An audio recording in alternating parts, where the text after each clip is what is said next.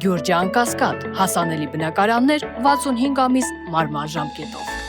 Արդյոք նույն ագեցիայի ստեղծությամբ ինչպես դուք եք տնում պետությունը զարգացած գործողները դեպ Հայաստանի շահերի գործերում Գիտեք, ես ուզում եմ ասել, որ Հայաստանը եւ Ռուսաստանը պայմանագիր ունեն միմյանց տարածքում տնտեսական գործունեություն չծավալելու։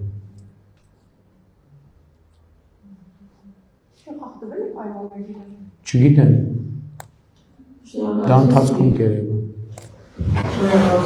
Շնորհակալություն պատերազմի երակրում կուսակցության առաջնորդների գործակալների վերաբերյալ փաստերը արդեն շրջանառվում են մամուլում, մասնավորապես Ռոբերտ Քոչարյանի, Հայկ Ձայնագրությունը Ծառուկյանի, Ազգային պատժենը, Սամվել Կարապետյանի եւ ԵՍՄ-ի աշխատակիցները եւ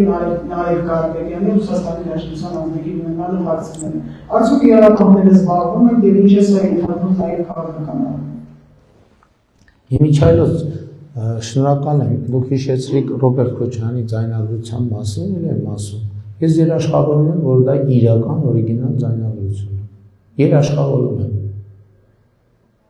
Որին դա հեռախոսային խոսակցություն չէ, բնականորեն դա ձայնային հաղորդագրություն է, որ միջնորդի միջոցով ուղարկված ձայնային հաղորդագրություն։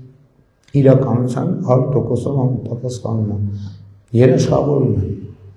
Դա անձամբ Ռոբերտ Քոչարյանն է այդ ձայնային հաղորդագրությունը հեռախոսի վրա թողել, ուղարկել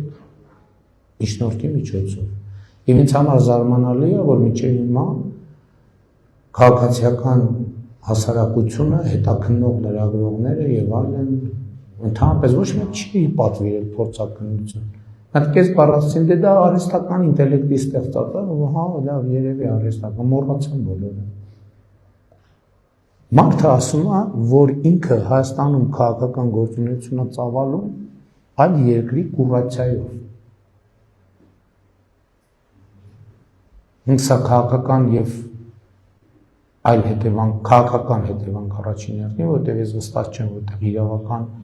գնահատականի հարց կա, որովհետև մենք երբ որ ասում ենք գործակալ, մենք պետք է հասկանանք, որ կա մի քանի շերտ, կա ազդեցության գործակալ, որ այդ երկրի շահերի լոբինգն է անում, մեր օրենսդրությունը վստահ չեմ, թե նման բան նախատեսում է, բայց առնվազն քաղաքական գնահատականի դա արժանի է։ Երկրորդը էս էլ կա, որ ինքնին